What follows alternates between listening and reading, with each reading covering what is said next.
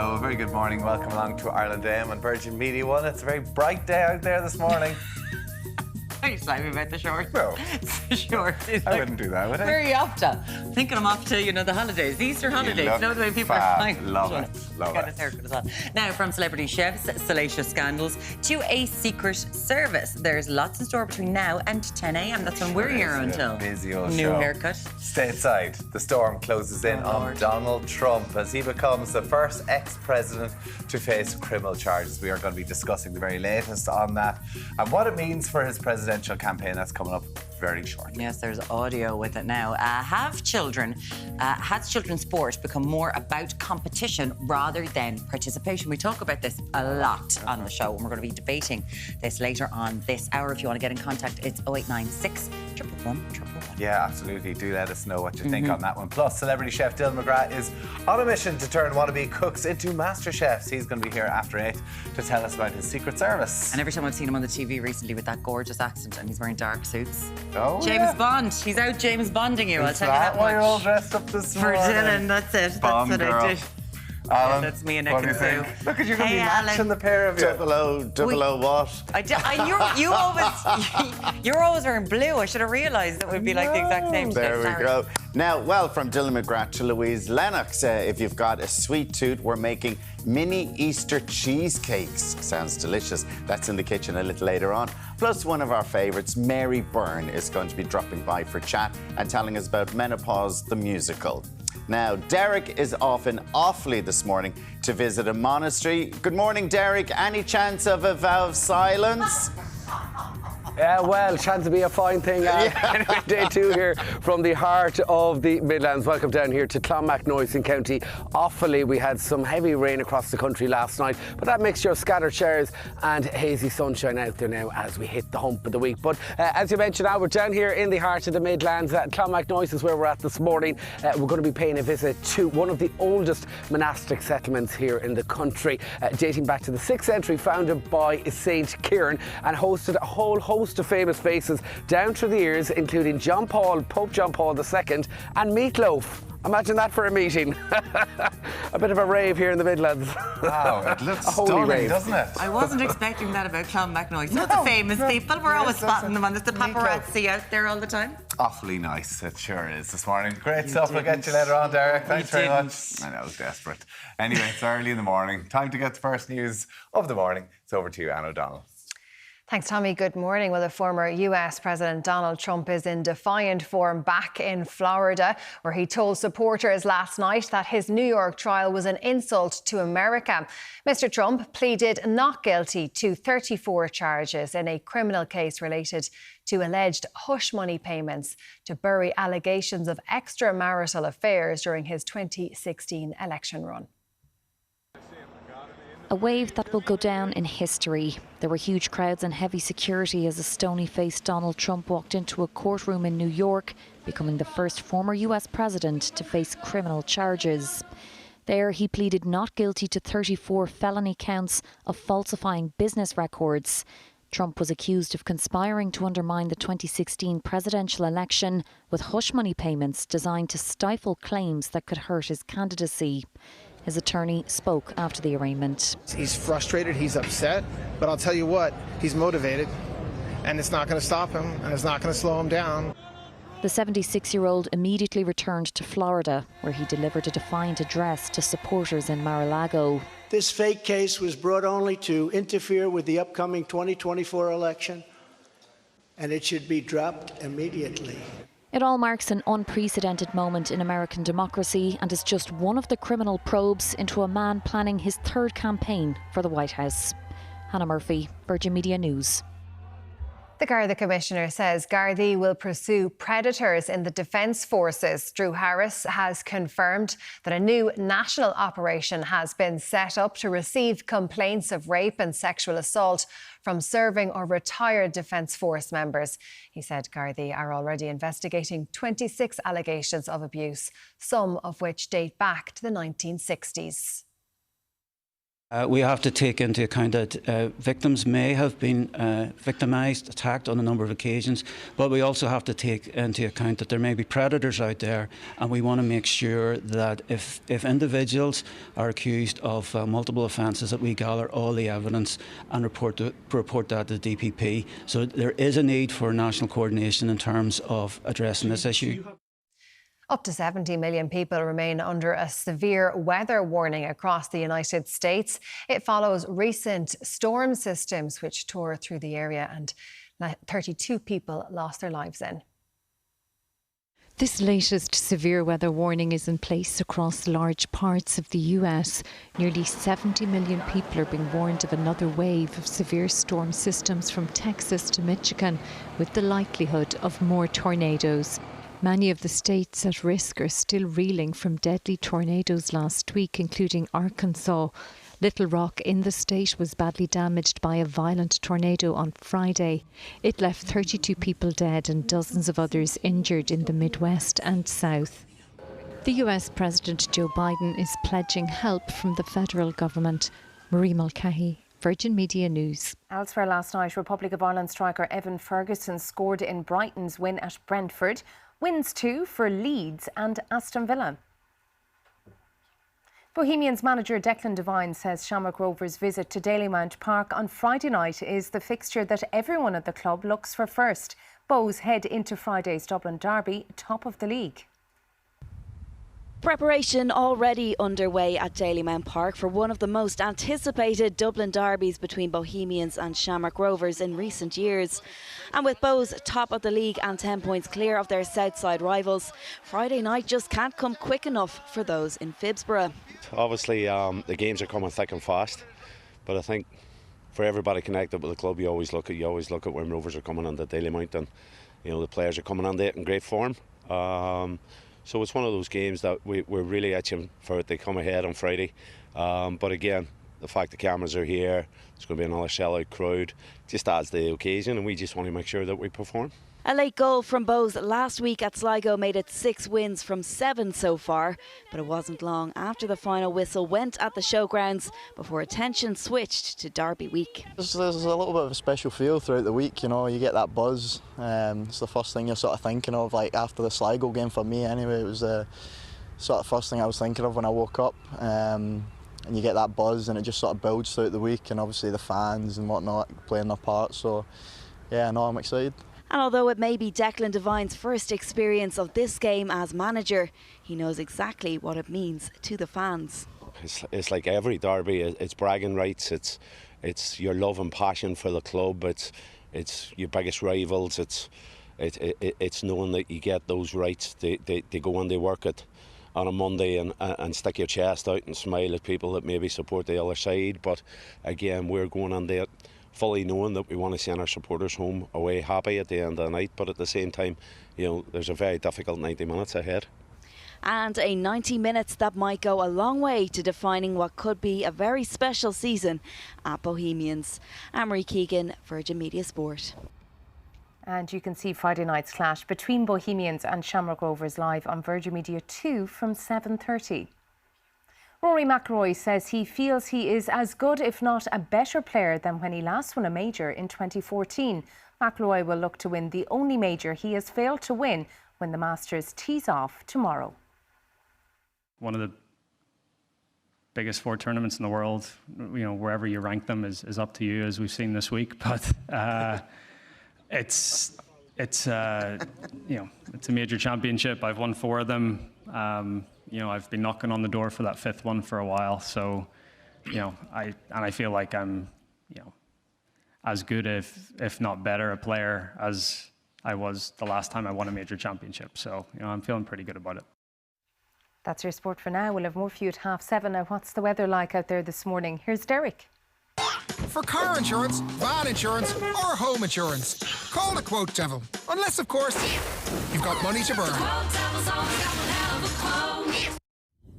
Thank you, Byrne. A very good morning. We're coming to you live here, day 2 from the heart of the Midlands. We're down here in Clonmacnoise, just outside Shannon Bridge in County Offaly. We're going to be taking you on a tour of this beautiful monastic settlement, of course, right up in the run-up to Easter as well. So that's all to come right across the morning. Now, let's take an opening look at weather together with Oisin Moore with us on cameras once again. And it certainly was a pretty wet one out there last night.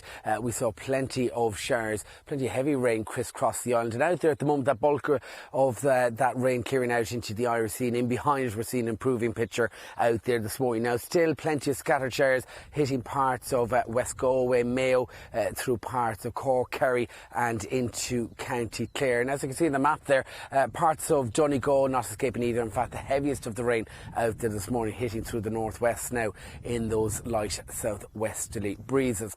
Now, across the day, as that rain slips across the country in an easterly direction, in fact, we're going to see an improving picture, especially across the western half of the island, where we're going to see some brighter spells, hazy sunshine on the cards with a good deal of cloud cover. So it will improve bit by bit as the day goes on, and in fact it will be quite a mild day in store. It could be in fact warm in some parts, 11 to 15 warmest there through parts of the southern Midlands and into Munster. So across into tonight then, it is a mainly dry and settled picture. Again, a couple of hit and miss scattered showers to take us through tonight and into tomorrow morning, but a chilly night in store as well, with those winds light from the west with values back to about 1 to 5 degrees.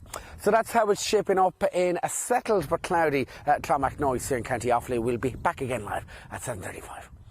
For first-time drivers, young drivers, returning drivers, if you've had an open claim or have had too many penalty points. The quote devil's always got one hell of a quote. Now it's time to take a look at this morning's papers. We'll start with the Irish Times. Its headline: Trump pleads not guilty to 34 felony counts of falsifying business records. Former US President Donald Trump has been formally arrested and charged in a court in New York on 34 felony counts of falsifying business records. The Irish Independent leads with Gardaí probe 26 allegations of sex assault in Defence Forces ranks. A special operation targeting potential sexual predators within the Irish Defence Forces has been established after it emerged that Gardaí have 26 complaints of sex assaults on record. Back to Trump. Trump's day of reckoning in court. That's the front page of the Examiner. Donald Trump conspired to illegally influence the 2016 US general election through a series of hush money payments designed to stifle claims that could have been harmful to his candidacy, US prosecutors said yesterday. Moving on to the tabloids now. The Mirror goes with Trump in the eye of the stormy. Donald Trump made US history yesterday as the first leader to face criminal charges. The Star also covers that story. Their headline: Donald Duck. The Daily Mail covers the Defence Forces allegations. Gardaí inquiry into 26 claims of abuse in Defence Forces. Now, the Herald has a different story. It leads with bandaged man seen on CCTV after killing. Gardaí investigating the violent death of a young woman were last night trying to trace a man seen entering a shop with a bandaged hand before washing his hands in the shop. And finally, The Sun goes with the same headline as the Star: Donald Duck. Trump denies all allegations made against him. And coming up after the break, sorry about this, but we are going to be discussing Donald Trump's day of shame. Is it shame? No, he's made millions from appearing in court in New York on what the felony charges mean for his presidential campaign. Good things, fundraising, left, right and centre. Listen, get in touch with us, 0896 111 111. We're going to be discussing the latest after the break.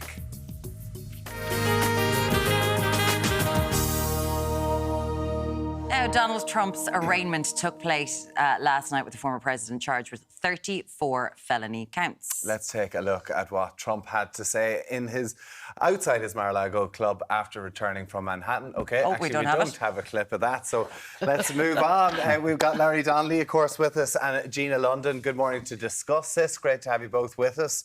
We rang our resident Americans. Come in here and chat about Trump, guys. Exactly. Let's go. We had for the election last time. It's great. It's great to have you both back. Larry, bring us up to speed on what's going on at the minute, because there's been a lot of talk of this for a while, but it's actually coming to a crux now in Donald Trump going into court. Sure. Well, now we know what's in the indictment. The reality is this is in connection with the number of payments that were made by the Trump camp, by Michael Cohen, Trump's former lawyer, to the porn star Stormy Daniels and to another woman, allegedly Karen McDougal, in connection with alleged trysts they're said to have had with Donald Trump.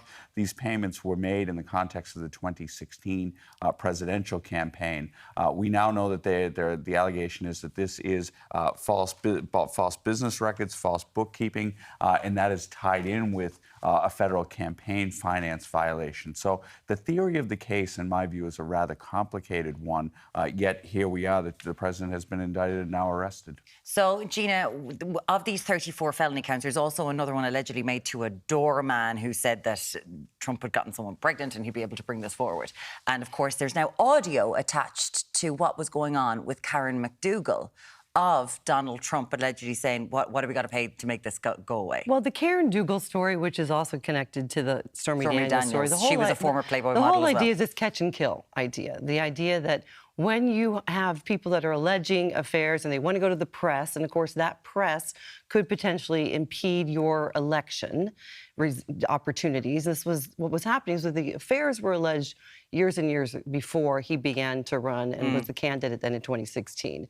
So Karen McDougal and also Stormy Daniels were going to the National Enquirer, which they thought apparently was going to be the press that was going to get the most salacious press out of it, but it also was owned. David Pecker is a friend, the owner of who runs the Enquirer, is a friend of Trump. So they had this catch and kill scheme, is what's alleged then, which is they pay him off, and then they take the money, and the people take the money, they sign an NDA, and the story never is run. So that's part of the whole idea. And so what's happening now, though, is you're connecting it to federal campaign violations, which is an interesting thing. We think about a New York district attorney having state overview, linking it to a federal campaign violation. How's that going to happen?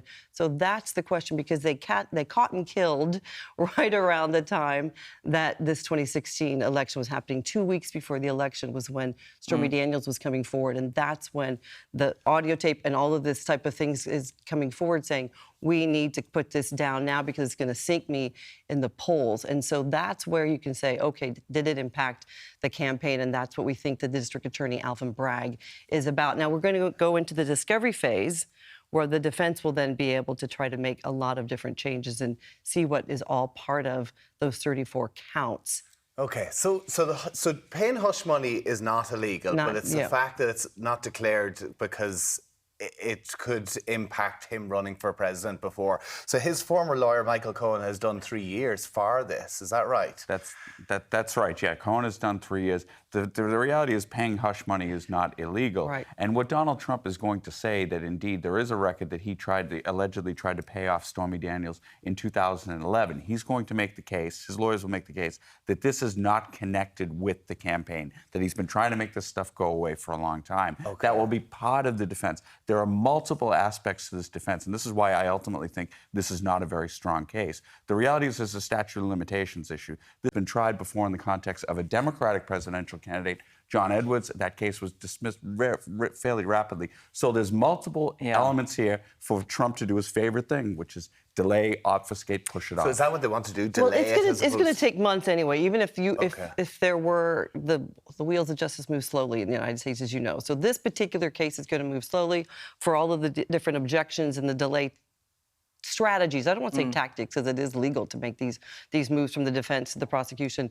So when this gets to trial, even in the best case of scenario, will be months from now. But let's not forget, this is just the first of the dominoes. You've got the Department of Justice case against the classified documents. You've got the Department of Justice cases ongoing against January 6th incitement. You've got the really interesting case in Georgia about the call to the Secretary of State to find those 11,000 plus votes. So there's a lot of from legal Donald Trump to the Secretary of State. Exactly. Donald Trump made the call to the Secretary of State to find those 11,000 votes so that we can certify the election for me in that swing state, that important state. So the situation at hand is you've got a person, the former president, running for office for president again in 2024, which, by the way, he is allowed to do, even though he's now officially been arrested. There's nothing in the Constitution that prevents him from doing that. You have a circus around this man, even more than the already going circus. And it's the distraction of that currently has given him a little bit of a martyr. And by the way, they've raised $8 million already. Yes. They have a mug shot, which there isn't even a real picture. They made a fake picture so they could continue to run the campaign, Trump campaign, could continue to fundraise on the back of this. I think the voters are going to get fatigued. But this is, will they or won't they? Because the thing is, he's controlling the news cycle right now, which we know in America, just, oh, look, he's on the news, great, this is fantastic. So he's controlling it. If it gets the case of, oh my God, we are so bored of this, like, this isn't Gwyneth Paltrow for a week. You know, I wish you well. This is a lot This is not longer. I wish you well to the optometrist. He was talking about so much of, like, you know, there's going to be violence because and all this. That didn't happen. No, it Gina. didn't happen. And interestingly, if you go, the reporters had to, there were not the protesters, of course, in Manhattan in front of the courthouse like he was anticipating and calling for on his Truth Social. In fact, the reporters actually had to line up to interview protesters. And it's a sad day when you've got fewer protesters at your current rally than you have in jail from your former rally. From January the 6th. Boom. That's what's going on there. What's the chances he could be sent to prison on this, Larry, or on any of the other counts that we see coming down the line? Well, I mean, it should be said in this context, there's a chance that, 135 years, if he were to be convicted of all 34 felony counts, that's what the maximum he could receive. Now, in reality, it's highly unlikely that he will receive any prison time, even if he is convicted on these counts for a variety of different reasons. One of those being that he is the former president of the United States, and it would entail a whole raft of different things we can't even envisage right now. So it's highly unlikely. But as I said, this I think is the least of the swirling legal clouds around him. I think that in particular the Georgia investigation and also the classified documents and the obstruction issue, et cetera, which is being investigated presently, those pose more of a danger to him. But I think politically speaking, the reality is, yes, he's gotten a short-term boost here, but the broader picture is that 60% of the American people approve of the indictment. This, I think, as well as election results previously, show that the middle have tired of Donald Trump. It's going to be very, very hard for him to get back to the White House. The question is, are Republicans ready to walk off the cliff with him? Right. Fascinating. I mean, it was really interesting that you said off camera that if he was to be indicted and sent to prison, he could still serve as president, which is just, there's just so much around this, and it doesn't look like it's going to be going away. You love your constitution, lads. You might need to update it a little bit more. Listen, lecturer and political columnist Larry Donnelly, thank you so much, and leadership communications expert Gina London. Thanks so much. I'm sure we'll be chatting again. Here we are. Super to have you with us. Let us know your thoughts of all the drama around Donald Trump, of course. 0896 111 111. The Wagatha Christie version of this on Netflix is going to be something else. Still to come, we're taking a look at more of the stories making the morning papers. We'll talk to you shortly.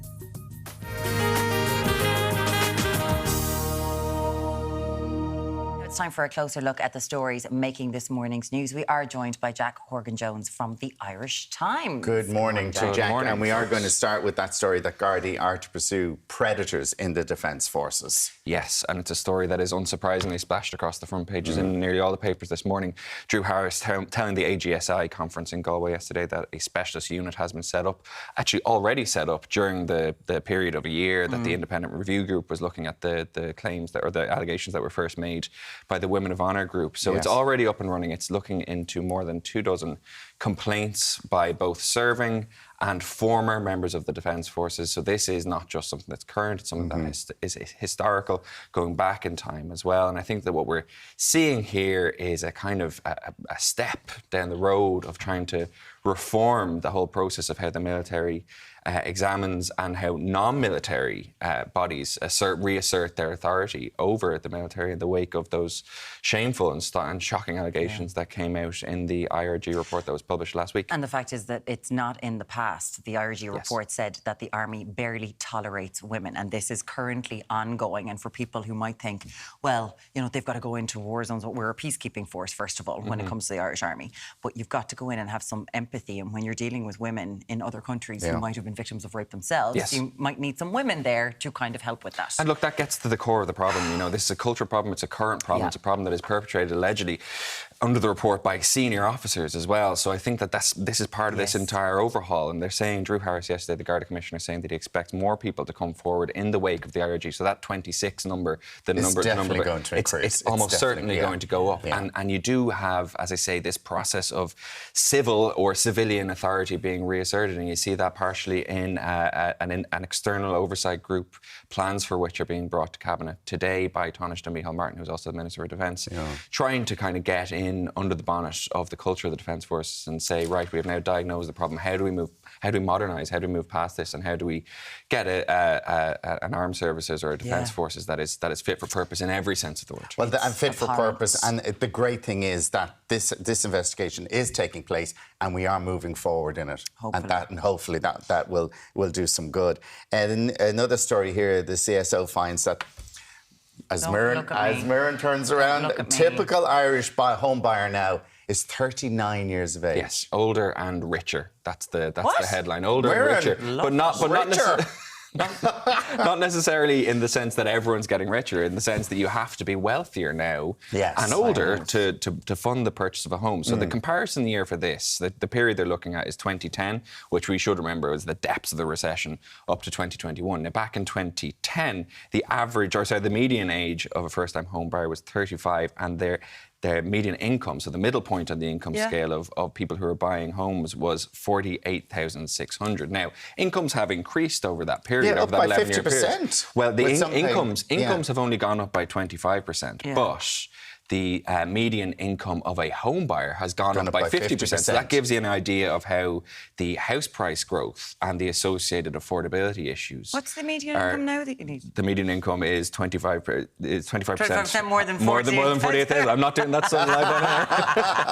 air. So 71,300. Yeah, so that's what you need now. That's what you need now. Yeah, but that's 50% higher than it was in 2010. So it outstrips the wage growth or the salary increases in the rest of the economy. So you have two tracks. You have, the general upturn that occurred post-recession, which is great, and everyone getting jobs and all the rest of it. But then you have the affordability and the massive price hikes in affording your own home, which has gone up much quicker. And therefore you have a smaller group of people, as we said at the top, who are older and richer, who are able to buy their own home. That leaves a much larger group of people who are knocking on the door, looking to get in, unable to buy a home, and that becomes a massive personal problem for them, but also a public policy problem going forward, because those people age, they get older, they go into retirement and infirmity and ill health. And how do you fund all that? How do you afford to keep yourself going? It's generally because you have a mortgage paid off, and then you have an asset that you can liquidate. So this is the long.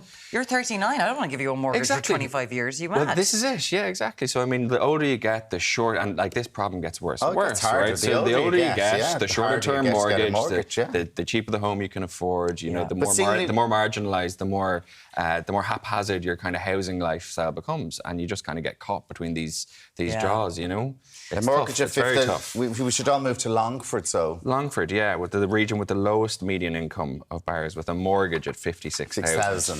Unsurprisingly, I think it was Donnelly, Rathdown, with the local authority, the highest median income of buyers, with a mortgage at 126,900. 0896 111 111. If you're the 39-year-old going, that's not going. I don't know when that's going to happen. We'd love to hear from you. Now, Ireland is on a top 10 destinations for pickpocketing. Pickpocketing.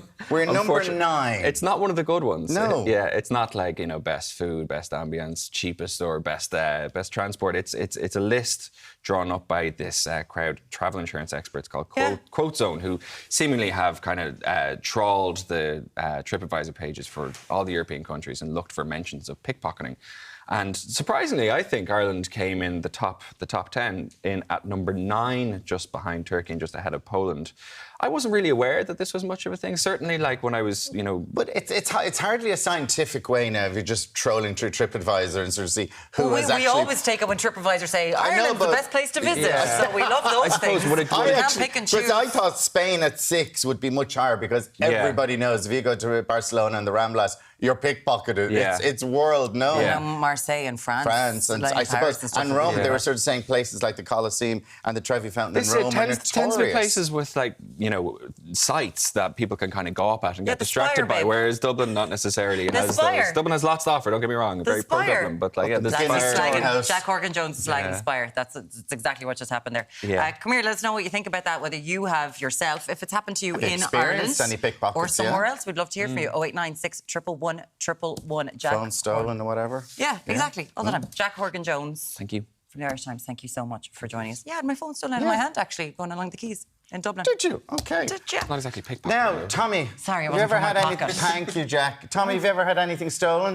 No, I haven't actually. No, I was surprised to see Ireland are in that top 10. Yeah, absolutely. Let us know what you think about that. We also want to hear what you think about this one. When it comes to sports, should young people be encouraged to play for fun or play to win? We're going to be debating the issue after the break. Stay with us.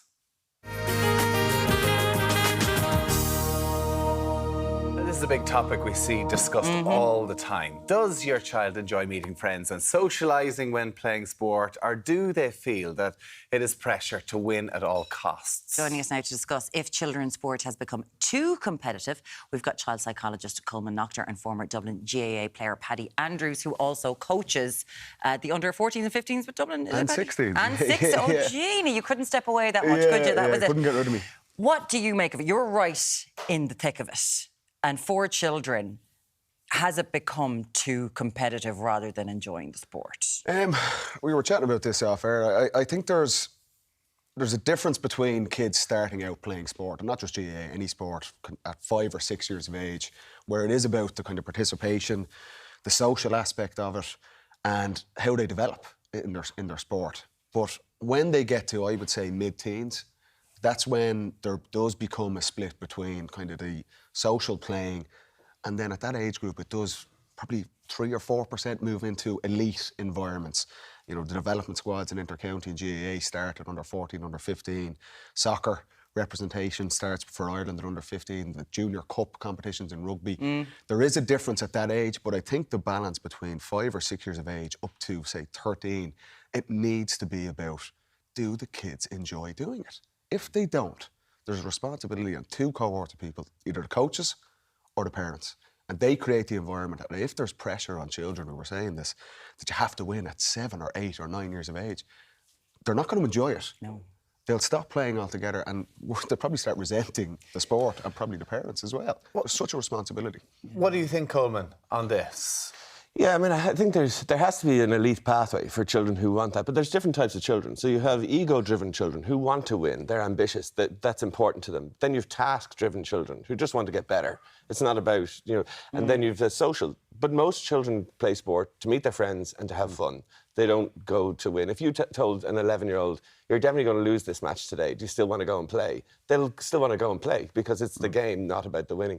But the idea of, for where I have the issue is that there doesn't seem to be a space for a casual sports teenager, right? So if you want to play GAA or soccer, you train Tuesday, Thursday, match on Saturday, right? That's the minimum commitment. And this is for both boys and girls Boys and now. girls, like yeah. it's across the board these days. So no matter whether you are playing at an elite level or not, you still have the same commitment. You know what I mean? Yeah. And so you can still be competitive, but you may not feel that you want to take it. That's not where your emphasis is, so you don't want to do that. But if it's all or nothing. You either play at this level or you don't. So, and that means the children drop out of sport too early. It's difficult for coaches to find that balance between enjoyment and trying, because we're seeing participation levels in some sports are dropping because there is that competitiveness, and everything you watch on the television, it's about winning and lifting trophies and win at all costs. But it's parents as well, I find, is a big push as well, because it's the parents who, when I'm walking the dog and I see teenagers playing, that are shouting on the sidelines and the competitiveness and putting the pressure on the coaches a lot. Yeah, and you know, if you have 5 players who you want to focus on participation, and then you have 5 parents of other players who want their child to be elite, how do you meet the needs of both of those sets of parents in one team? It's a real challenge. But all of the difficulties we see in children's sport, as you say, it's well written about, is adults. It's the adults on the sidelines. It's the adults abusing the referees. You don't hear stories of 2 9-year-olds getting into a fight on a pitch. It's the grown-ups almost imposing. And when we impose adult models on children, you lose the competitiveness goes up and the fun goes down. And the number one reason why kids give up sport is it's not fun anymore. Or fun. Do you know what I mean? And then that's been put on them, whether their parents are living their lives out through them, kind of going, you know, little Johnny or Mary are going to do what I couldn't do and play at county level. But you have been, you know, you played elite sport your whole life, and now you were coaching to lead up to elite sport, Paddy. So do you think it's gotten worse? Can you remember being parents roaring at the side of your child, like refs going, I don't want to do this anymore and deal with this? I think it's actually gotten a bit better. I think there's more awareness around it now, but I couldn't agree more. The 2 biggest culprits is it's either the coaches are creating an environment where you have to win, and for 10 or 11 years of age, if you're a child, that is not an enjoyable experience. And once you stop enjoying it, you're going to stop. Or it's the parents. And we all have examples. If you go to any pitch this weekend, you will see examples of this. Parents screaming and roaring. Like, but could you talk to them? Say you're coaching, right? You know, and you're sitting there going, I swear to God, if he does it again this weekend. There is. Can you go and approach them without them losing the rag? I think that's an improvement that we've seen, particularly in GAA, and I've seen soccer environments as well, where there's more of an awareness, where coaches are going to parents saying, look, this is not acceptable. Okay. And it's coming, as you said, from the parents and coaches. Kids are 11 or 12 years of age. Why? The fundamental reason they start playing sport is because they enjoy it. Once that goes, and I was saying, and Tommy, my own career, I retired 2 years ago. I retired because I just didn't enjoy it anymore. And that was as an adult. I had the kind of maturity to make that decision. It had become a chore, and I just didn't want to do it anymore. So I stopped. Whereas it's the exact same if you're 8, 9, 10 years of age. If you stop enjoying it, you are not going to go anymore. And the environment is created by the coaches, or worst case, the parents. I remember even growing up at a young age, and it's a lot of parents who do the refereeing and stuff. And even at a young age, we would always be drawing matches, no matter if one team's winning, but it would always be a draw. And like, that didn't really bother us. We want to win, but at the same time, then you're seeing schools now forcing these participation medals. Is that doing more good, you know, more harm than good, or do you think that is the way forward? I think, again, you have to create a pathway for those who have that elite appetite. You know, so it can't be everyone wins a prize and everyone wins a medal, because then you kind of diminish the experience of those who are actually good or trying, or, you know, who want to develop further. But again, if everyone is special, no one is special. So when you create that kind of environment, that's not what we're saying. But there just has to be a menu of options for the 3% who really want to go elite, and the 3% who are just there for the crack. What about the other 96% of kids? Because they're a mixture of both. And again, what I would say is there's no five-a-side culture for teenagers. So if I'm an adult, I can play my five-a-side and my tag rugby on a Monday, and I put my thumbs up or thumbs down, that's it. And I go and I turned up and I'm competitive for that hour, but that's all I have to do. That encourages me. If I had to do it 2 nights a week and a Saturday, I wouldn't be able to do it. Like, I just find whenever you talk about this with parents and giving out the competitiveness, like school and exams are competitive as well. So to try and just think, so for me, I was terrible in school. I was useless at exams. So the one area I was able to excel was at sport. So it gave me that confidence. So trying to find... But we need to stop seeing children as an investment. You know what I mean? I'm going to send you to the Gael School because you get an A and you're Irish. I'm going to send you to swimming because you're going to be an Olympian. I'm going to send you to this because you're going to be a Premiership footballer. You have to fundamental thing, if you're a parent or you're a coach of these teams from the ages of 6 up to 14, 15 years of age, there is a responsibility to create an environment where the children, whether they're absolute superstars or they're not, that they enjoy the environment. That comes down to the parent. If they don't, kids at all levels are going to stop playing, and they're the ones that lose out for the next 20 years. They'll never go back. We would love to hear from you in this. As always, it's 0896 111 111. we'd really appreciate it. Is that the environment that you see at home? Are your coaches putting your kids in that environment where they can enjoy it, or is it win at all costs? Paddy Andrews, Dublin footballer, great to have you with us, and child psychologist. It's an unfortunate pause there. Colman Noctor. Thank you, Colman. Alan, child, over to you. Yeah. You've been called worse, haven't you? Now, still to come, celebrity chef Dylan McGrath on his new TV show. Plus, Mary Byrne is stopping by for a chat. Lots more on the way after 8 here on Ireland AM. See you in a few minutes.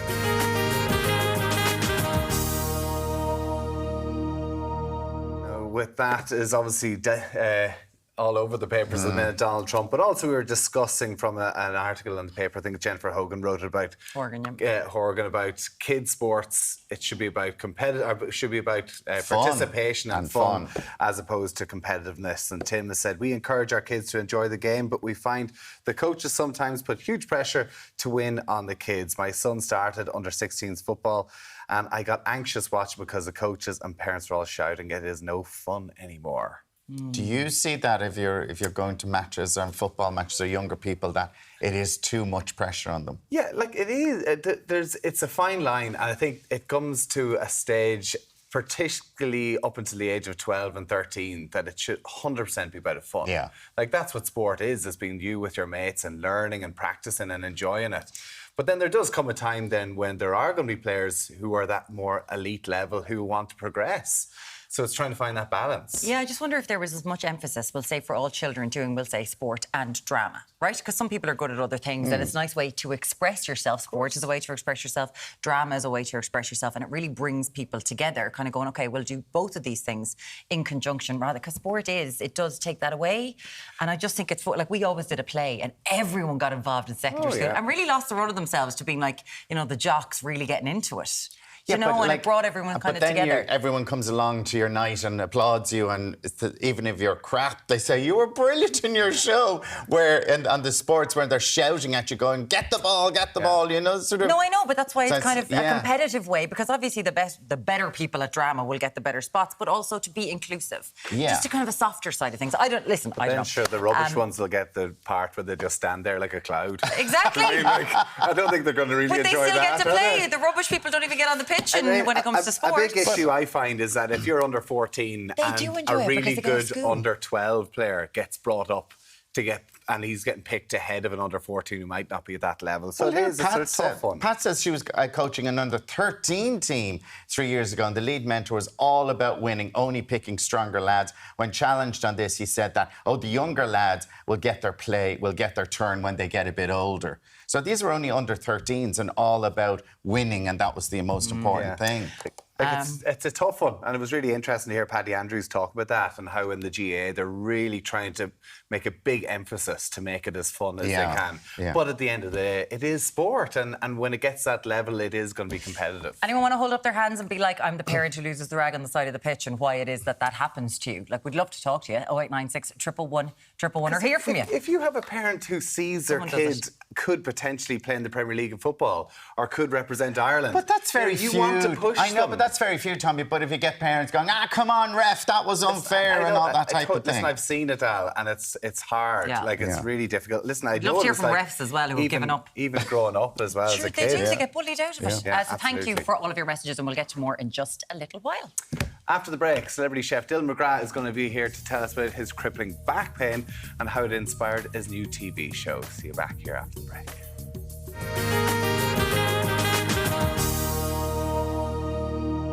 Well, 5 recruits with zero hospitality experience working in a top restaurant.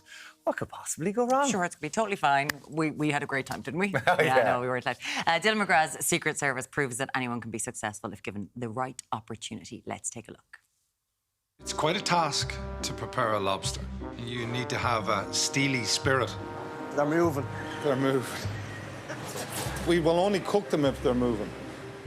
Then we're going to break them down, roast the shells, and we're going to make a sauce. Get you to taste the sauce and understand the technique. Not bleeding eating that. So don't worry, their claws are covered, so they can't hurt you. Come here. Come on in. Hold it.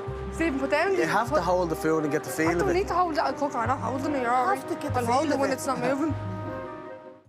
Love it. I'm not bleeding eating that. That's Alan in the kitchen every day. I'm not bleeding eating that. I mean, Dylan McGrath joins us now. Dylan, great to have you with us. Hi, guys. We were just talking about competitiveness in sport. I can imagine in a kitchen there's a level, a standard as well, and bringing 5 recruits who are not used to that in, it's a challenge. Yeah.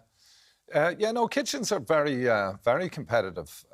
We had the 5 guys, we called them the rookies. Yeah. Because they'd no experience at all. So they hadn't, some of them hadn't even eaten in a restaurant like ours, let alone worked in one. So they were right at the very start at commie level. So. And because it was a working kitchen, this was all designed, they were going to be serving food to people who were customers. Right. Were the rest of your staff going, Dylan, what the hell have you done? We're working here. Do you know, I don't have time for work experience. What have you done? Probably. But then they know not to. They're like, don't say it behind his back. Don't say it to his face. Is that it? Yeah. No, they were great with them, you know. Obviously, I briefed the team. And in our business, staff is one of the biggest issues in hospitality. So bringing in people, seeing if they fit in, seeing what their attitude is like. Are they going to turn up on time? Are they going to have a clean uniform? All of these things are aspects of our profession anyway. So we're constantly dealing with this. But the team were great, you know. They brought them in and they were really patient with them. And, you know, week on week, they were getting stronger. But at the beginning, they were so squeamish. And I mean, we brought in scallops. Lisa there, I'd be the exact same as her going, I'm not touching that. Yeah, we You're brought in mad. scallops from Paris to give them something to try and taste, and they were getting spat into the bin, and they were gas, like. Were your own staff kind of looking at you going, hold on a second, he's not normally this nice when the cameras aren't here as well? Because with new recruits who aren't used to that as well, probably you can't really hold them to that same standard, or how do you coach them along? Yeah, but see, everybody's got to start somewhere. Yeah. You know, so you just have to be patient. But my team have experience, and they're at it. Like, I have a guy on the grill at the minute, and he used to be a school teacher. You know, so you know, you always get people who are see, for hospitality, you need to be passionate. Yeah. So it creeps in on different people from different backgrounds. You know, so. Where did the idea come from initially to kind of go, okay, do you know what, this is a good idea for a telly show? These types of shows. Well, it was Shinna Will. I mean, I'd done a bit of work with them in the past, and they came to me with this one, and they said, would you be interested? And I thought, well, how could that not be a good thing to do, you know? So the charities themselves... See, that's the thing, you highlight charities at the end. They're there, you put on a night for them, which is so lovely. Right. And we all know our work is so important to us, you know, or where is our due north? And if we can't work, what does that feel like, you know? I know work has saved me many times in my life, kept me on track. I love watching programmes like this, because I love the hustle bustle of a kitchen, and you know, how fast and the pressure that they're all under as well. And it's really interesting you said, like, someone on the grills was a teacher, because I would imagine during COVID a lot of people went off to different jobs. Right. But they've kind of, have many come back? Did they miss the buzz of the kitchen? Yeah, and that's what happened in COVID. A lot of people kind of did that reset thing. Do I want to continue? And there was no customers. So people left and went to the tech companies, but they're slowly drifting back. There's an excitement in the kitchen. There's an excitement in hospitality that you're not just going to get at a computer screen, I think, so. It does make it the world of difference. Like, people make places. And, you know, if you walk into a place, regardless of what sort of, if it's, you know, top-notch Michelin star or, you know, just your local pub, it's the people that you want to chat to that want to make you stay in a place. And for a while there was a lot in the hospitality industry going, I don't know what we're going to do here, because you couldn't get there. You couldn't get the staff just after COVID, was it? It must have been a really worrying time. Well, COVID just completely broke down the industry. You know, it really did. If you were to invent something to flatten hospitality, it was COVID. You know, no customers, no staff, and just empty buildings. And we put it back together again, slowly, but put it back brick by brick, and you really learn the value of it and how it runs and why it runs. And it is the people. It is, yeah. Does it come down to why Ireland is in such... Like, we're so fortunate, the amount of Michelin star restaurants, the standard and the quality. Like, people who come to this country, I'd say, are blown away with the level of food. Do you think a lot of there's the food is one part, but also there's the welcome that Irish people bring too? Yeah, of course. Irish people are famous world renowned for our hospitality. So I think it's important that we keep focused. But, you know, hospitality needs oxygen and help as well in order to sustain that, to make sure that when people are, you know, internationally travel, that we're open for business and that what we do is good and secure. I mean, the COVID has changed the restaurant landscape in Dublin and in Ireland, but they're fighters. They don't quit easy. Do you think the Michelin star, do you think that's all changing? Because like we're seeing everywhere is getting softer and people work from home, like businesses are all having to adapt. Do you think restaurants and these sort of different levels like has to change as well? Well, you know, hospitality is constantly adapting. You know, it's full of pragmatic people, always changing and met with new challenges. COVID was just one challenge after another. Like, so if you can get through that, you can get through anything. But the cost of living crisis now is kind of making people have to go analyse menus and go, well, what can I afford? Because we do see wholesale prices of food, like they're dropping, but when you're going to buy them, it's not dropping. Like, and that has a huge knock-on effect to you and to get people into the restaurants. Yeah, and I mean, people are anxious right now as well, you know. But at the same time, you know, I think if you offer quality and you offer, you know, value at the minute, which a lot of restaurants are trying to do, you know, they're trying to, you know, look after their customers. So now, just one thing about this show is that it's obviously you've taken in 5 people who normally wouldn't, you know, they don't have chances of jobs like that everyone else normally does. You know, we had Lisa here from the travelling community, and she was like, you know, it could have been very difficult for me, and they're lovely, and it's great to see their personalities. But it's also called Dylan McGrath's Secret Service. Is that because you get your James Bond on? Is that how you feel? You're just that's what they called it. That's what. Oh, sure. You're nothing I had to no do with say in that. Look at you in the swanky suit. I had no say in this at all. Secret Service. Look at this. To be fair, Byrne was very excited when she saw you outside with the suit on. With the suit on, just kind of going.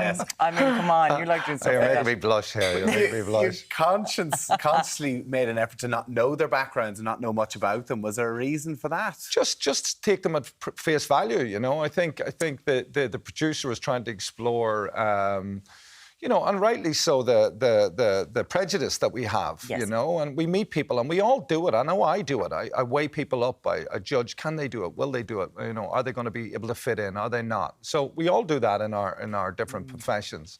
So giving these guys the right, you know, blank opportunity was kind of important. So that's what we did. I'm just looking at you murdering a poor lobster on the telly and her face. That really challenged her. Like she was running away. She was having. To be fair, lobster's not an easy one to. No, it's not. You really did. We didn't want to make it easy for her. Like, you know, you didn't. It was more fun than that. Telling her, this is how we make the mashed potatoes. Like, no. Something that you would all be able to maybe handle a little bit. Well, do you know what? It's an absolute pleasure. It's been a joy to watch as well, I have to say. It's good fun. Is it good fun having the cameras in the kitchen? Are you like, it was great fun. We had such a laugh. Me and the team had such a laugh because their reactions are so, you know, original. Original. Yeah. You wouldn't take it otherwise. I like that. Get him one day. Let's see you in the kitchen one day. Very welcome. He loves cooking. For me, you know, I've went and through my dad's business, used to deliver stuff into his kitchen for many years. So very interesting times. I've seen the chaos that goes on behind the scenes. You've seen it firsthand. I have seen it first, and I've been roared at to get back out because I didn't have the right stuff with me. Not by you, Dylan, of course. You're very friendly. We're going to get him in. We're going to get him in. That would be amazing because Dylan McGrath's Secret Service. It continues tonight at 9 on Virgin Media 1. We can see you being lovely to all of the rookies. Thanks very much for coming.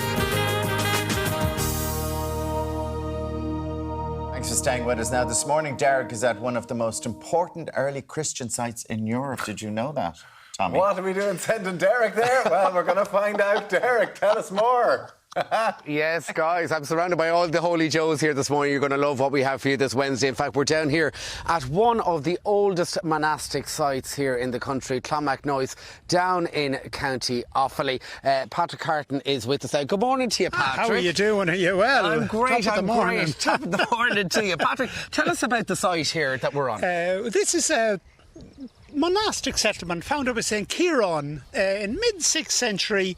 Now, poor old Kieran, he only survived 7 months after the founding of the monastery, but then a huge, actually up to at the highest point, believe it or not, there were up to 3,000 people living here on an area of around 30 acres. And let's put this into perspective because the population of the area now is about 30 people. Yeah. So there was a lot of people here back in the day. Yeah, but it was a big conurbation. They came from all over Europe, actually. There was one of the first universities here on the site. Now, let's talk about the round towers as well. There's 2 round towers here on the site. 2 round towers, neither of them are very typical. The round tower is a stand-alone tower. It's a belfry. In Irish, it's called Clog Jock, a bell house. Now, the one here just behind us, very interesting about this one, Patrick, is that very similar to Athlone Castle yesterday. This one was also struck by lightning and it clipped the top half of it off. That's right. Now, if you look, they're very interesting. Most of the round towers, they have the entrances well up off the ground. You see, that was a security feature. You see, there was a treasury floor, because they would have had precious books, chalices. So on the floor there, they would have had... so it was a security thing. You couldn't easily access the tower. At the top of the round tower, typical round tower, there were 4 windows in the 4 directions. So the monk, with a little handbell, he'd ring out his bell. So... you see, symbolically, it forms a sort of a connection between heaven and earth. And this was attacked by the Vikings many times. The Vikings, but the Vikings, they were only the half of it. The Vikings, the Normans, the English. Most frequently, let me tell you, Clonmacnoise was raided by the Irish tribes themselves. Really? Okay. The Munster men would think nothing of coming up here and stealing our chalices and our books. Now, we've had many famous visitors over the years. The most famous was John Paul II. He landed out in a helicopter out in that field, and there was a local girl. She wanted an audience with the Pope, and she hopped onto the helicopter and asked him for a lift to Galway. And he ended up here. He ended up, yeah. But we had very many famous people. And Meatloaf is here as well. How did Meatloaf end up here? It was the end, around 1989, he was doing, his career was kind of at a low ebb, so he played little small gigs. He played one in Moat, a little town nearby, and I guess you could say he came here for some spiritual sustenance, and let me tell you, after visiting Clonmacnoise, his career took off like a rocket. His career took off like a rocket. Now, we're over here to John O'Regan. Good morning to you, John. John, we're standing outside here, the monastery, which is still intact, in fact. Yeah, we're outside the cathedral, 10th century cathedral. Or cathedral, in fact, yeah. This is the cathedral. The local people don't call this Clonmacnoise, they call it the 7 churches, even though there was 9. And there's 9 on site. Now, this is a very famous arch as well. Tell us about this arch. This is a Gothic arch added to in the 14th century, and it's become famous. Well, we have 3 saints above. Saint Dominic from Spain, Saint Francis of Assisi, and good old Patrick in the middle. Now we're going to walk and talk here inside, because as you mentioned, there are 9 churches here on the site as well. Yes, there's 9 churches, all scattered around. Kieran's grave is over there. We're in the biggest, which is the bishop's seat, the cathedral. We can see the altar up there where it was, and we have priests' graves down here. It's the centre of the site in many ways. You have a great visitor centre here as well, don't you? Right in front of us. We're going through this Gothic arch now, and the wow factor for me of Clonmacnoise is right in front of us. It's the cross of the scriptures. Yeah, now tell us about this cross here, because this is a very unique cross. It's unique because there's 80 or so in the whole of Ireland, and this one is the only one called the scriptures because it's totally biblical, or almost totally biblical. If we go on the other side, we'll see, first of all, the Jesus in the middle. We have 3 high crosses. We have the North Cross, South Cross, and the 909 AD. This was done, and it's the centre because Jesus is in the middle, and this is the reason why Kieran came here. He was a committed Christian. But a lot of these crosses have been preserved, a lot of them in the visitor centre, 3 of them. So what is very unique about this cross, John? Okay, the uniqueness is the fact that we have Christ in the middle. It is totally, this particular one is hollow. This is hollow? It's hollow, yeah. Okay. From the early 90s, because of conservation, they took the real one inside the visitor centre, and the very good, thanks to German technology, crosses are out here. The 3 high crosses. All right, well, thank you so much for joining us here this morning. As you can see, guys, this place absolutely steeped in history and heritage. It is a hollow cross. Imagine Meatloaf down here, guys, playing a concert, playing a gig. I'd buy a ticket. Back to you in studio. Thank you very much. Like a bat out of Clonmacnoise. Why wasn't that There we the go. song? My John, God. thank you, John. thank But you. Patrick. Patrick, 4 windows. What an absolute legend. I think he should be doing the numbers on Countdown. Yeah. Or He's the man. were you jealous at how well he did the numbers? I was jealous. Patrick, I tell you, we'd love to have him on the show anytime. What Absolutely. It would make me want to go there Yeah, just to get a certainly tour. would. I think I'm Just going to to go get this weekend. Are you? I'm in Offaly anyway, so I just pop by. Oh, you in Offaly? What are you doing in Offaly now? Tell us. Stop Come on now. I'm with the in-laws for the weekend. Are you in Offaly? I am, yeah. Whereabouts in Offaly now? Come on now. Whereabouts in Offaly? What's coming up next? What's now, coming up next? She's one of our favourite people to interview on the couch. Mary Byrne joins us talking about everything from menopause to X Factor. We'll see in a few minutes.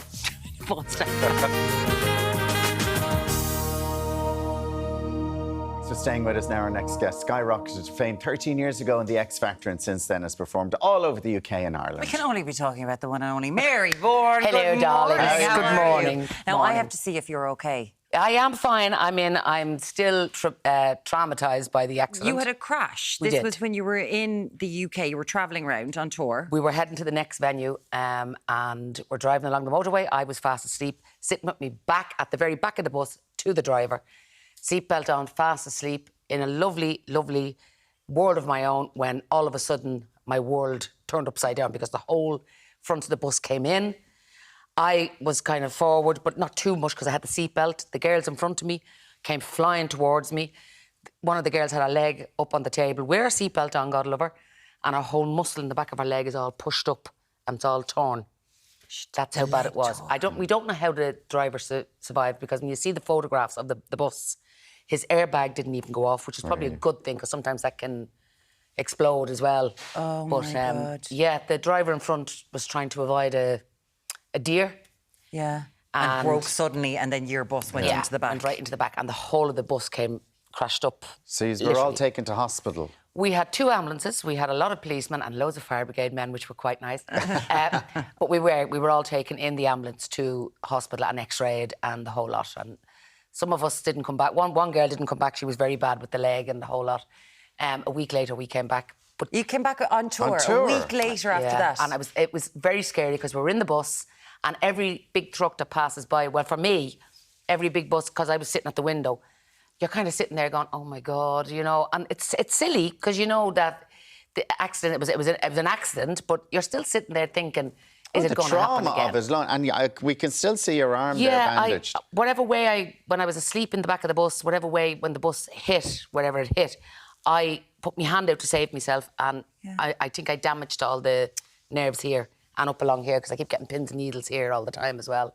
So I don't know. But it hasn't stopped you going back on tour, and at this stage you haven't had the menopause once, you've had it twice. I've had the menopause about 50 times, to be honest with you. Listen, the show itself is a fantastic show. There's no doubt about that. I mean, I love doing it. There's a Menopause the Musical 2. Cruising through the menopause. It's a much quicker show than the first one we did. I did the first one 7 years ago in Ireland with Linda Nolan. Yeah. Yes. The second one, this one is completely different. It's music you'll all know, but all the lyrics are changed and they're hilarious. And it's fast. You're sitting in the seat, you're laughing, you're crying, you're laughing, you're crying. At the end of it, the whole audience stands up in every venue we've gone to, standing ovations. They're standing there and they're crying with you because it's such an emotional journey for all of us. And it's sisters standing together, you know what I mean? Sisterhood. And we'd know the songs. The lyrics change, but we'd know the melody. There's one song the lyrics hasn't changed in, but the rest of them, all the lyrics have changed. One of my songs that I do is hilarious. And I mean, there's some actions I have to do with it as well, which just I wouldn't even do on TV. I already can see. I know exactly what you're talking about, Mary Byrne. Because I'm thinking about my husband that I suppose to still love, even though he is useless. But it's great, you know. And you're having fun with it. And I see you're dancing around there because you're on a cruise. You're getting your knee changed. You're getting an operation in your knee because you were very bad. What you see me dancing there with is I have bandages, I have Voltarol. There are other creams available. I have Voltarol. I mean, I have ibuprofen inside me, so I'm literally eating painkillers. Because are you in pain all the time with your knees? All the time. This knee is completely gone. It's actually caving in on itself. It's so badly worn down. And between this and then the pins and needles and then in there. this, and then this, and singing about the menopause. And singing about the menopause. Well, My God. when they say the show must go on, it certainly does with Mary Byrne. But you know what it is? It's doctor theatre. When you walk on that stage and you have the audience with you, it is the most fantastic feeling in the world. But it's great to have a second, like to go from menopause 1 to menopause 2. Well, this is it, and this is what's desire, exciting, yeah. And the fact that we do say at the beginning of it, I say at the beginning of it when we're singing, you know, I can hardly believe I haven't seen these girls in 5 long years. So it's a story about the 4 girls meeting up again. One of them, their husband has died, and the rest are kind of still struggling with the children growing up and stuff like that. It's a great concept, and it is such fun. I laugh. I'm standing at some stages when other people are doing their monologues, and I'm still laughing, and I'm 3 months into it because we've done the most of the UK. I know, a week off. So it is good.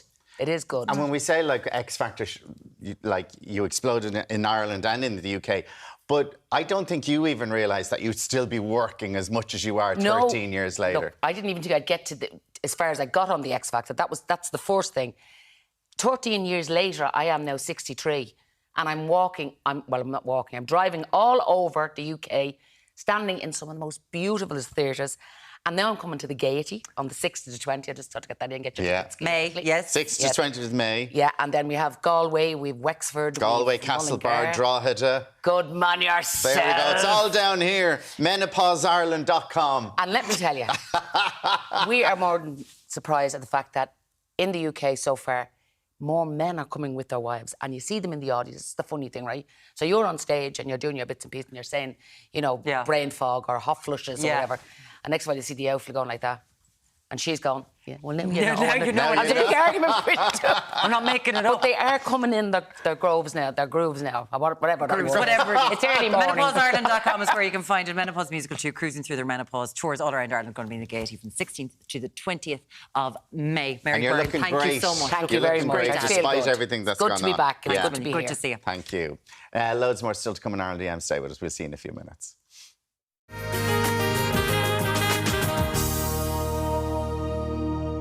Now, welcome back to Ireland Day, and we just want to tell you something that you might have heard about. Darkness into Light takes place on Saturday, the 6th of May, when more than 100,000 people across 200 locations will come together for the most important sunrise of the year. This year, Virgin Media Television have partnered up with Pieta to help raise awareness of those who have been impacted by suicide. Now, funds from the Darkness into Light walk will make a huge impact on communities around the country, with the monies raised going directly to Pieta's life-saving services. You can get involved by signing up at darknessintolight.ie, and everyone taking part, we hope that you have a fantastic time, because it is such a lovely thing. It's a lovely idea. To be there about, it's and something the light that... coming up, it's just a special moment, I think, for so many people.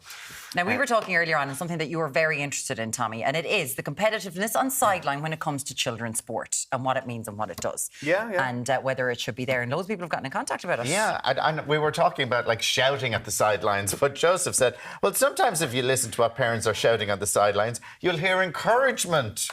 It's not just, ref, do it. It's encouragement. Joseph says, I'm guilty of shouting on the sidelines, but I'm encouraging everyone, even the opposition. You're grand, yeah, you could score against my little fella. After all, they're only 11-year-olds.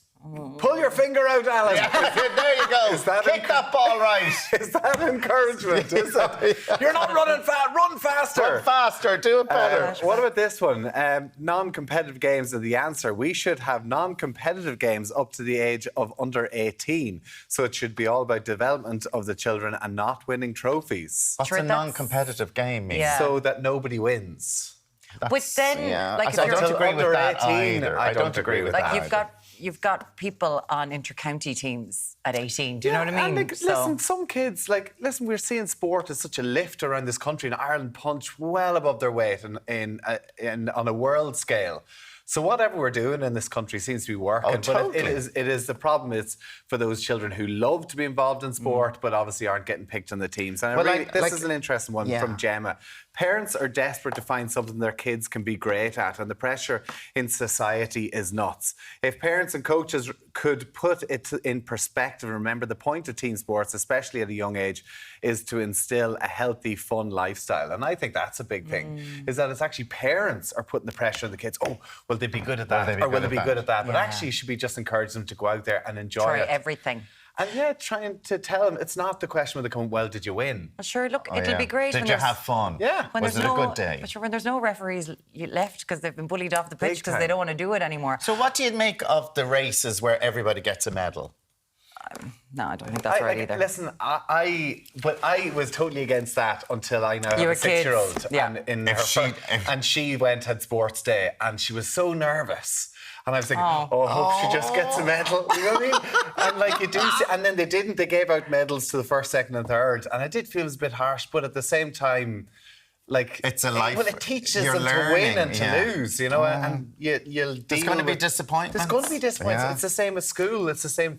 Like she did a ballet exam the other day, and like it's basically an exam, and it's Did mad she even at that pass? young age. Like, but, do you pass a ballet exam? Well, I presume everyone passed because she did. There's only 3 of us, so guess what? We all get medals. Isn't it fine? It's a tough one. Best It's a tough Ireland one. AM presenter award. 3 of us got it. second and third. Now, after the break, we're going to be speaking to author Anne Tiernan about channeling family grief into her debut novel, The Last Days of Joy. We'll talk to you very shortly.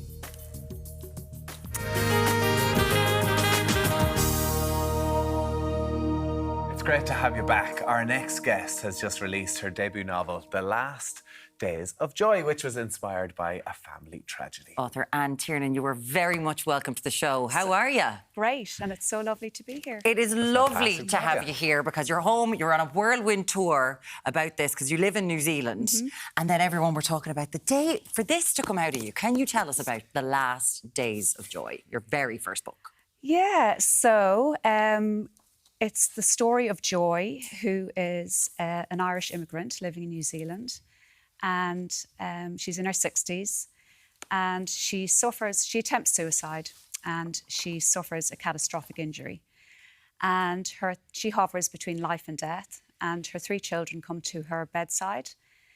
And they are all carrying the hurt and dysfunction from, quite a dysfunctional upbringing. And they're also all dealing with their own personal crises. So there's Connor, who's the CEO of a charity, and there's Frances, who's like the perfect middle child. And then there's Sinead, who is the wayward one, she's a writer, and she's trying to submit her second novel to her publishers, and that's not going too well. So their narratives are all wound around the narrative of Joy, who remains in a coma. And and she is experiencing flashbacks to her former life and to pivotal moments in her life. Yeah. We do book reviews on this show. We did this book last week and it got raving reviews, particularly as it is your debut novel. Yeah. But it must have been a difficult one for you to write because it does mirror a lot of a family tragedy that you've gone through. Your mother took her life through suicide. And I think the different characters and how they deal with such a traumatic experience really comes out on the pages.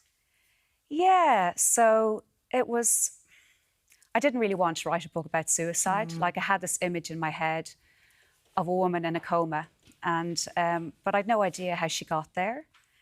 And I kind of sat on that image for a while. I've been living in New Zealand and I was heavily pregnant with my 3rd child when she died, so I couldn't go back for the funeral.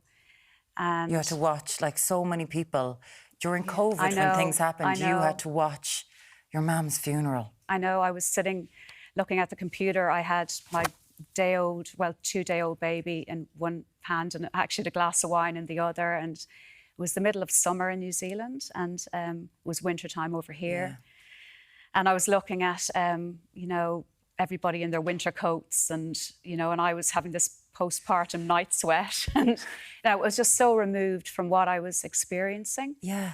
Yeah. And to not have that immediacy. Yeah. For you to find your way to get the closeness to it. Because it's a very personal thing when a parent dies. Yeah.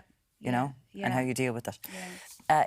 You mentioned your brother there. We'll say your brother, one of them, Tommy Tiernan. Yeah. Because this is about siblings dealing with a parent, how did your family go? What are you doing there, Anne? What's happening? Is this us? What's going on here? Which one's me? Like the high-achieving eldest child. Who was that? Yeah, who could that possibly be? Yeah. Yeah. Does he have a national Yeah, television I show? know. But is there a bit of like, how was that when you went, how are you lads? So, this is what book has emerged from my brain.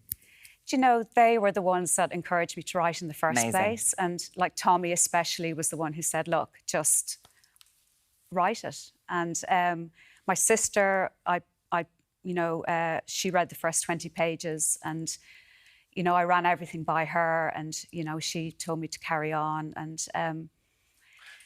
so they've all been super supportive. And and I mean, the characters are not, it's not an autobiography. The characters are not, my siblings, but they're probably more me than anything else. You can see that you're all there together. It's a lovely picture. Oh, God. But how did the idea, did you mention it to Tommy that I'm thinking about writing a book, or did they know that maybe the fact that the funeral was on in Ireland and you weren't able to be there, you needed something to process it? Well, no, I mean, I didn't really run the story by them.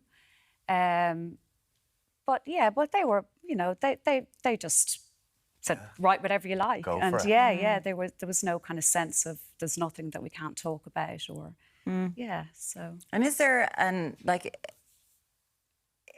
element of, you know, writing a bit about your own mother, though? Your mum was really well respected in Navan. She was well known working with a woman's refuge, you know, it's been talked about before. And then your dealings with her, did it bleed into it, your family life? Mum she suffered from depression and she was an alcoholic. And she was, you know, there was an emotional distance between myself and my mum at home. And between all of us, she was somebody who really struggled with motherhood.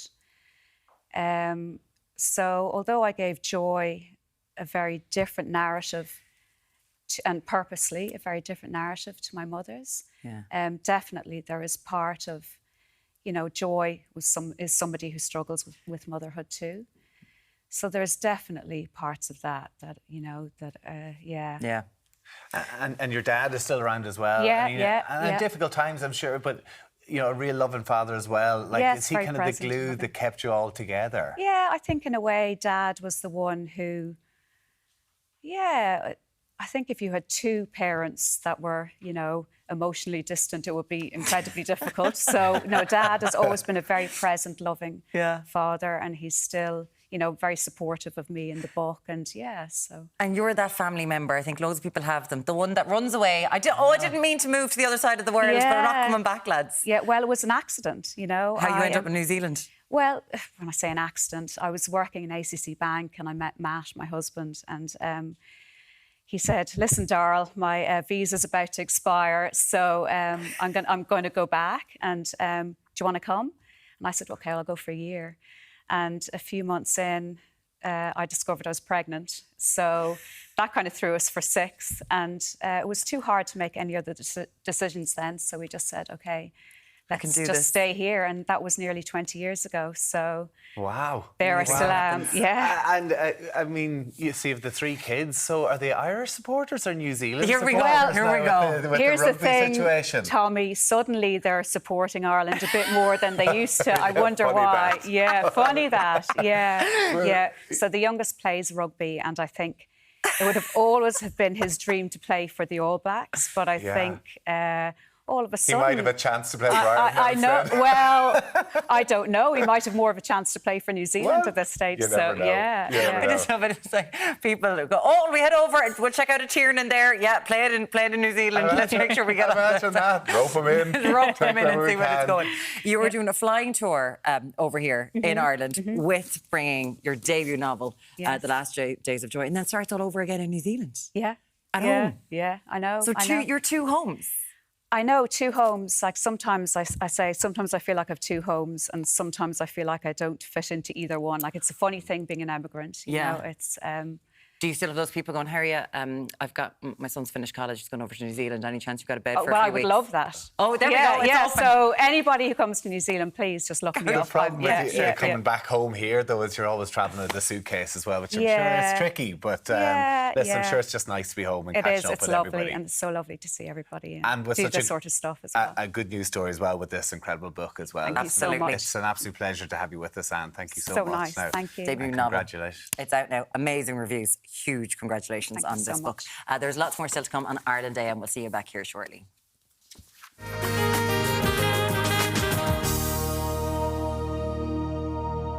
You're very welcome back. Now, if you're in need of a fun activity to keep the kids occupied during the midterm break, help is at hand. Yes, it certainly is. Louise Lennox is here with a quick and easy no-bake recipe. Good morning to you. Good morning. We're making these cute little things, little cheesecakes. Super cute, yeah. I've teamed up with Dr. Utker and we want to help everybody stay sane this Easter and have just some fun baking. What's that, like the food colouring, is it? Yeah, that's food colouring, Okay. yeah. Kids love that. yeah. And cheesecakes, we just love cheesecakes in this country and they're so simple to make.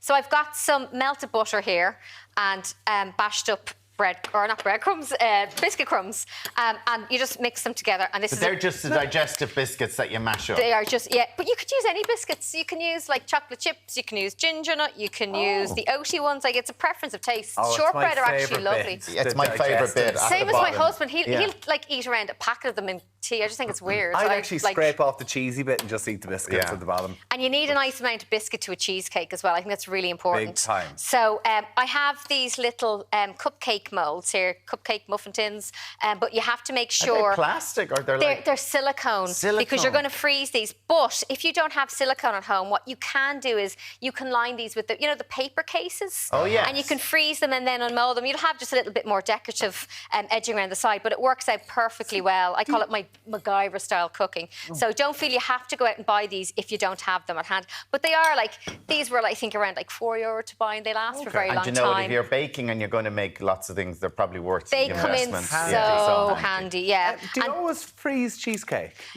So I need to get these out of their moulds. So what I'm doing here, first of all, is I'm compressing this down. If you don't compress it down, it's not going to kind of stick nice and hard for you. Okay. So you can use the back of a spoon, but I find if you've got, this is off my mixer or my food processor at home that I don't use, I was like, oh, that's going to be handy for cheesecake. Then you get a little bowl. Kids have tiny little fingers. You get them in to press it down.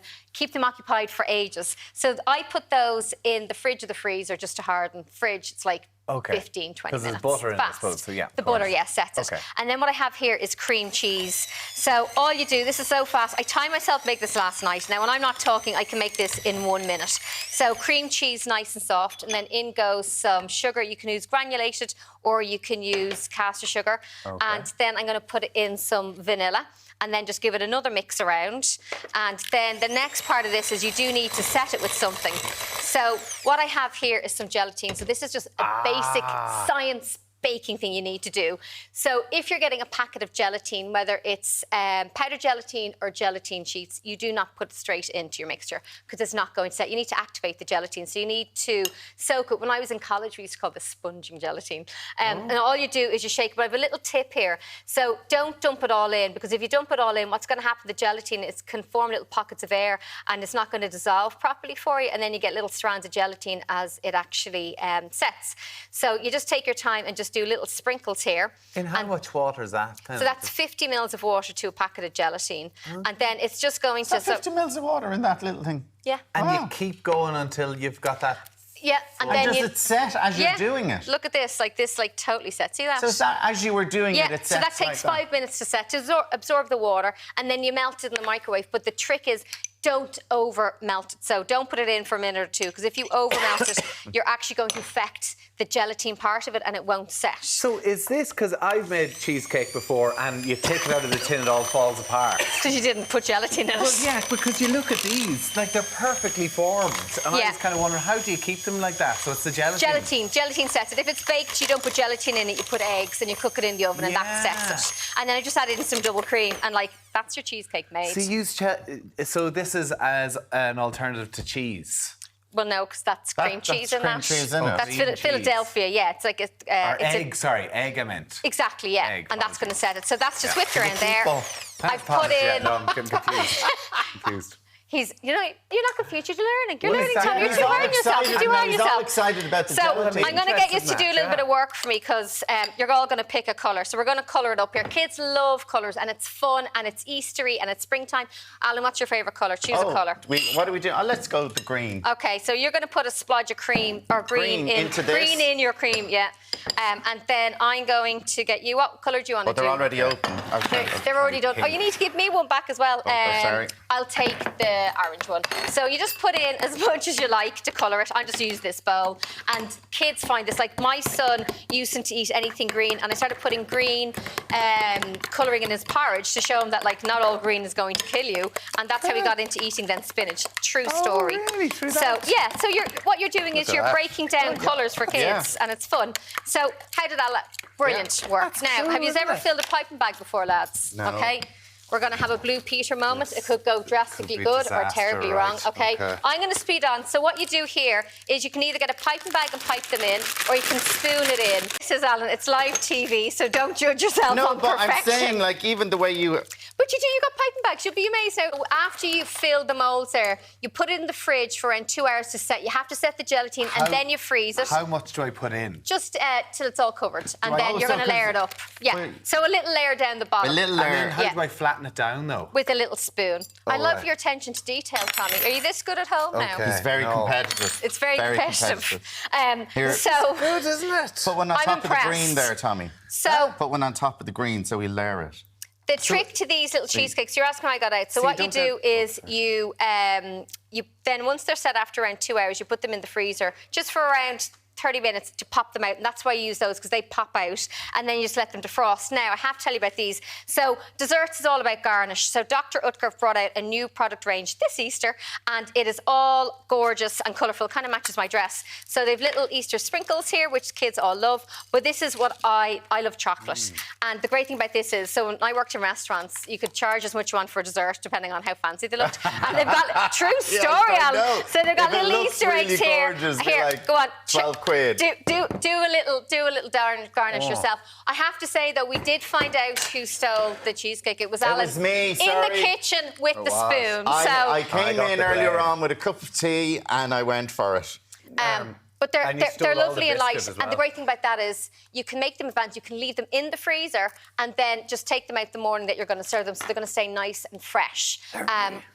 Actually, do you know what? Kids love them, but adults love them too. They're really clever, aren't they? They're so cute. And they're fast. Sorry, so once you put one colour on, do you have to let it set? No, or can you just you just layer it up. down Yeah, because the mixture is dense enough to hold the next colour on top. Did you not layer your colours in between? No, we're layering. We're in the middle. We're in the middle of it up. Louise, that's like, do you know what? It all looks fantastic, but I'm amazed by your sparkler. Look at the sparkler on our... That's because I got one of my best friends is a jeweller, so he makes all of my jewellery for me. Wow, thanks, that's amazing. Louise Lennox, thank you so much. Thank you. Delicious.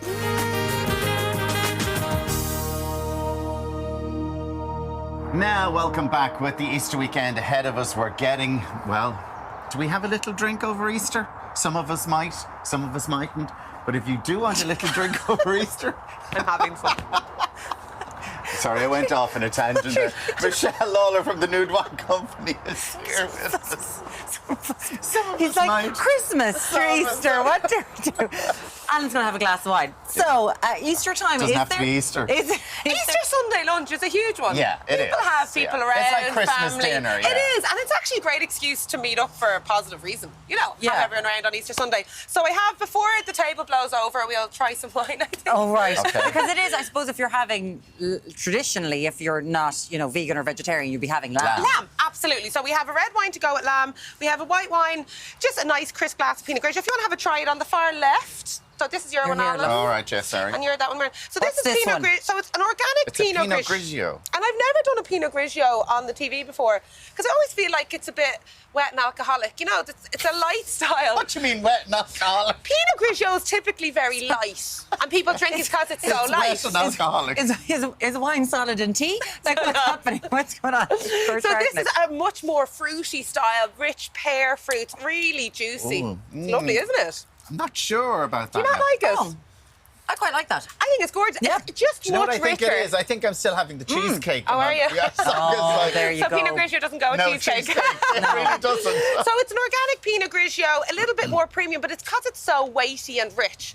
And so if you're going to be having some food with Easter Sunday, Pinot Grigio, a lot of times people drink it because it's their Friday night bag of crisps wine, you know, in front of the TV. Yeah. So this is a great one with food because it's a bit weightier, more fruity in style. And would you say people would have it more with food than just sitting down? I think it does both because it's quite Okay. juicy. Yeah, all it's right. quite fruity. Quite And so- juicy. Quite juicy. Okay. So the next one, A celebration weekend. Yeah, So we're going to open the champagne. So the champagne, so it's the second white wine. So the way we're trying the wine is, and the way anyone would try wine is lightest to more full-bodied. So the champagne is more full-bodied than the Pinot Grigio. Okay. Notice he does that. You always do that. I always do that. Professional. I always do that. So this is a Premier Cru from Gobillard Champagne, which is a grower champagne. So I was just saying with Alan there now, it's €46 a bottle. It's gorgeous, isn't it? It tastes so good. Yeah. I think we might leave the Pinot Grigio in the supermarket and buy Where this. is this from? So Gobillard, so they're actually, do you ever hear of Dom Perignon champagne? Yes. Yeah. The place where he's buried is opposite this vineyard here. But it's in the Champagne region. Yeah, it's in the Champagne region. The place where your man Dom Perignon is buried. It's So across he's the road. He's giving a lovely fruity flavour. It's across the road. That's his hometown, basically, Hautvilliers, where this is from. So typically when you buy a bottle of champagne, like the big branded ones, the Moët and the Veuve, you're paying a marketing fee, a huge percentages for people to be drinking it in nightclubs and on yachts and all this kind of stuff. Whereas this is all quality. Very nice. Is it cheaper than would you get like Veuve Clicquot or Veuve No. Clicquot if you say 65. 65? Yeah, like Billy Carr Salmon Rosé is €95. It's just very good. So it's Premier Cru It's delicious. Vineyards, and that's their Grand Reserve. And these are all in a box, by the way, so you can order the 3 as a pack. Alan probably won't be drinking the Pinot Grigio out of them. But this is $46.35 on the website. For me, such good value for money. Hard to get it. That's in the box. And that's in the box. This is what we had. This was the Georgian one that we Yeah, had. so have a try Is of this it. going to pair well with like lamb? Yeah, lamb is such a strong flavour. is. So when you're doing food and wine pairing, you want to elevate the flavours.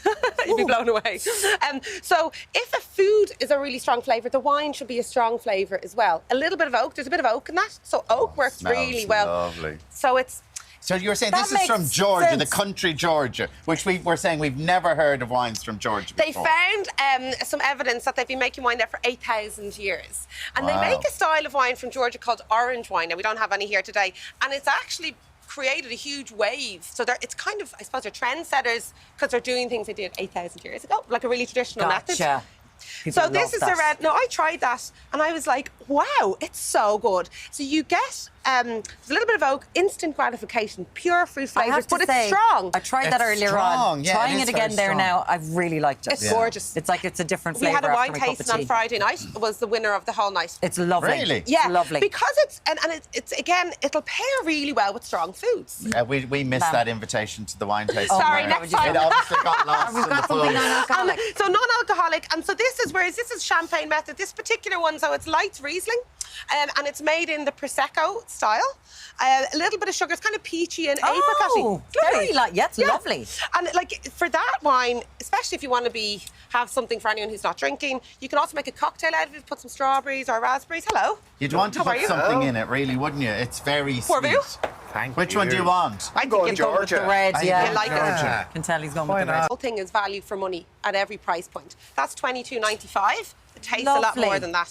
Okay. They're all there. Michelle, Nude Wine Company, thank you so much. guys. for Thanks that. so much. Thank you. Cheers to that, Michelle. Now, coming up on tomorrow's show, look at this. We're looking ahead to Friday's Dublin derby between Bohemians and Shamrock Rovers. There we go. There you go. Richard Chambers will be all over that. The journalist mad for it, so he is. We'll also be reviewing the latest cinema releases, such as Super Mario Brothers. All that plus your usual news for Beep, whether you're beep. waking up to from 7. We'll see you tomorrow. Have a great day. Bye. Hey, who's Luigi? There's Luigi. Who's Luigi?